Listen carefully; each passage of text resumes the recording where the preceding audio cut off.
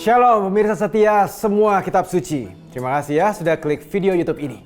Kiranya kebenaran firman Tuhan yang disampaikan bisa menerangi kehidupan saudara dan memampukan saudara berbagi kebenaran ini kepada kerabat, sahabat, dan komunitas saudara. Jangan lupa ya, berkat Tuhan jangan sampai disimpan sendiri. Ayo klik tombol subscribe dan like, dan share video ini sebanyak-banyaknya ke orang yang kamu kenal. Tuhan Yesus memberkati.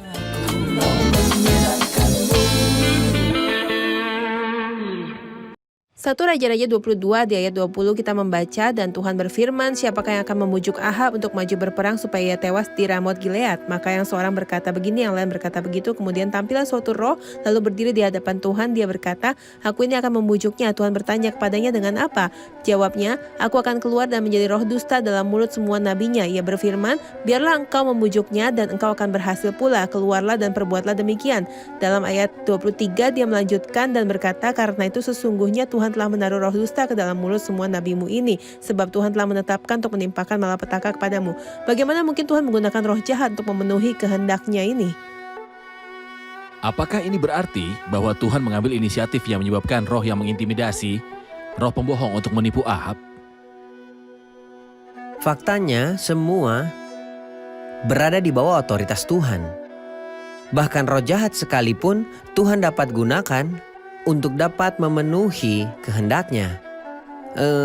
Baik roh jahat maupun roh penipuan dan iblis dengan seluruh kerajaannya hanyalah latar belakang gelap yang menunjukkan kebenaran Tuhan.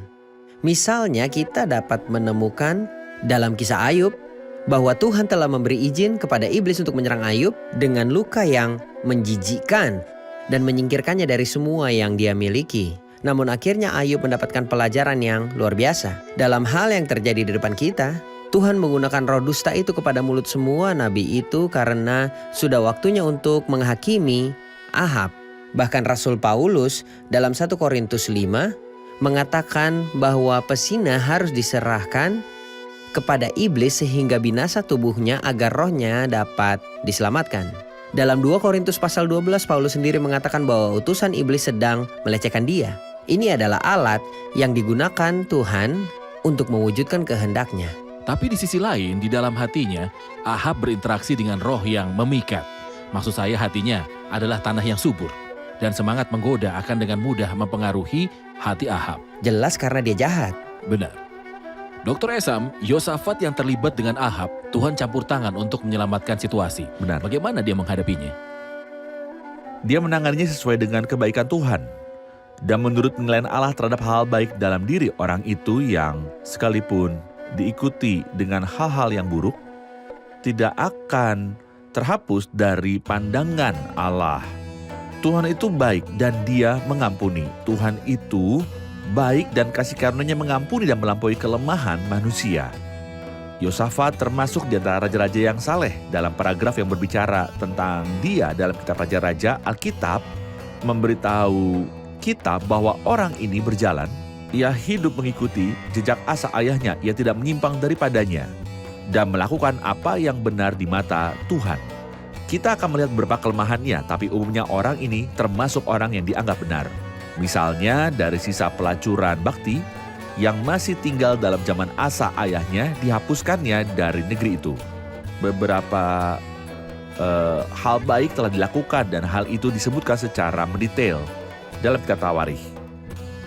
Namun sayangnya kedekatannya dengan Ahab memaksanya untuk terlibat dalam hal-hal yang menjadikan dia lebih baik tanpa hal itu. Salah satunya adalah pertempuran Ramot Gilead yang kita bicarakan tadi. Dia hampir mati. Itu baru satu, adalah kebesaran Tuhan bahwa dia akan mengampuninya. Sekarang periksa kecemerlangan Ahab. Maksud saya jika dia pintar, itu acak. Dia mengatakan kepadanya, aku tidak akan pergi berperang dengan pakaian pribadi, tapi aku akan menyamarkan. Tapi engkau mengambil kereta kerajaan dan engkau memimpin pasukan. Engkau memakai pakaian raja, tapi ketika mereka melihatnya, siapa yang menyebabkan mereka melepasnya? Siapa yang mengizinkan mereka untuk melihatnya? Bukankah Tuhan menyelamatkannya? Itu adalah campur tangan Tuhan yang menyelamatkannya dari kematian dalam pertempuran itu. Tuhan mengutus dia, kemudian seorang nabi dalam kitab 2 Tawarikh pasal 19 ketika itu. Yehu bin Hanani perlihat itu pergi menemuinya dan berkata kepada Raja Yosafat, sewajarnyakah engkau menolong orang fasik dan bersahabat dengan mereka yang membenci Tuhan? Karena hal itu Tuhan murka terhadap engkau, namun masih terdapat hal-hal yang baik padamu. Karena engkau menghapuskan tiang-tiang berhala dari negeri ini dan mencari Allah dengan tekun. Lihatlah, Tuhan tidak pernah buta terhadap hal-hal yang baik. Adapun hal-hal yang jahat, Dia tidak mengingat. Kejahatan, pelanggaran, namun melupakan semua yang berlalu dari perspektif kebaikan Tuhan ini. Yang Tuhan kenal dengan sangat baik. Kebaikan ilahi ini yang memenuhi hati Tuhan, yang melaluinya Tuhan melihat orang percaya. Dia melihat Yosafat dan menyelamatkan dari kematian dengan cara yang tidak layak. Sahabat Pijar TV, Shalom, apa kabar? Terima kasih sudah menjadi sahabat dan menjadi pemirsa setia program-program Pijar TV. Kami sungguh rindu agar saudara bukan saja diberkati dengan menyaksikan program-program ini, tapi juga dapat berinteraksi dengan kami untuk berdiskusi dan bahkan didoakan melalui WhatsApp dan telepon yang tertera di layar kaca ini.